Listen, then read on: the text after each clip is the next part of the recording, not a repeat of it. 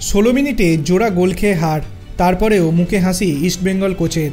কি বলছেন কার্লস Cuadrat? 80 minute পর্যন্ত এগিয়ে ছিল দল। সমর্থকেরা ভাবছিলেন অ্যাওয়ে ম্যাচে জিতে প্রতিযোগিতায় প্রবলভাবে থাকবেন তারা, কিন্তু শেষ 16 মিনিটে সব হিসাব বদলে গিয়েছে। জোড়া গোল খেয়ে হারতে হয়েছে ইস্টবেঙ্গলকে। ফলে প্রথম ছয়ে দলের মধ্যে শেষ করা কঠিন হয়ে পড়েছে তাদের।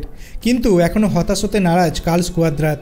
লাল হলুদ কোচের মুখে হাসি, তিনি জানেন এখনও স্বপ্ন শেষ হয়ে যায়নি। জামশেদপুরের ম্যাচের পর আইএসএলের ওয়েবসাইটে দেওয়া একটি সাক্ষাৎকারে কুয়াদ্রাত বলেন, আসলে এই দুই দলের মধ্যে তেমন কোনো ফারাক নেই, তাই যে কোনো ফলই হতে পারত। আমাদের ছেলেরা আজ যথেষ্ট ভালো ফুটবল খেলেছে, কিন্তু অনেক গোলের সুযোগ নষ্ট করেছে, সেই জন্যই এমন হাল হলো।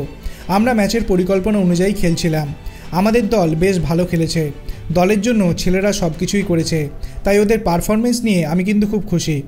জামশেদপুরের কাছে হারায় ইস্টবেঙ্গল পয়েন্ট তালিকায় 8 নম্বরেই রয়েছে, নর্থ ইস্ট 7 ও জামশেদপুর 6 নম্বরে রয়েছে। নর্থ ইস্ট ইস্টবেঙ্গলের থেকে 4 পয়েন্ট এবং জামশেদপুর 5 পয়েন্টে এগিয়ে থাকলেও বেশি ম্যাচ খেলে ফেলেছে তারা। নর্থ ইস্ট 1টি এবং জামশেদপুর 2টি ম্যাচ বেশি খেলেছে, ফলে এখনও ফেরার সুযোগ রয়েছে ইস্টবেঙ্গলের, সেটাই মাথায় রাখছেন কার্লস কুয়াদ্রাত। ইস্টবেঙ্গলের কোচ জানিয়েছেন পরের ম্যাচ জেতার দিকে নজর দিচ্ছেন তিনি।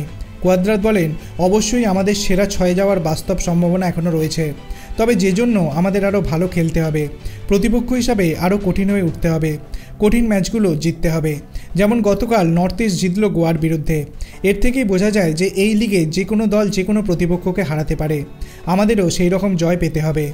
1 গোলে এগিয়ে থাকলেও দ্বিতীয় গোল করতে না পারার খেসারত দিতে হয়েছে বলে স্বীকার করে নিয়েছেন কুয়াদ্রাত। ইস্টবেঙ্গলের কোচ বলেন, কোনো দল এগিয়ে থাকে তখন তাদের প্রতিপক্ষ যে মরিয়া হয়ে উঠবেই, এ নিয়ে কোনো সন্দেহ নেই, কিন্তু দুই দলের মানে শক্তিতে ফারাক না থাকলেও অনেক কিছুই হতে পারে। আমরা ওই সময় দ্বিতীয় গোলটি করতে পারিনি, সেই জন্য ম্যাচে যে কোনো ফল হতে পারত, সেটাই হয়েছে। আপনার কি মনে হয় আইএসএলে ইস্টবেঙ্গল কি প্রথম 6-এ শেষ করতে পারবে? আপনার অভিমত আপনি কমেন্ট সেকশনে জানাতে পারেন।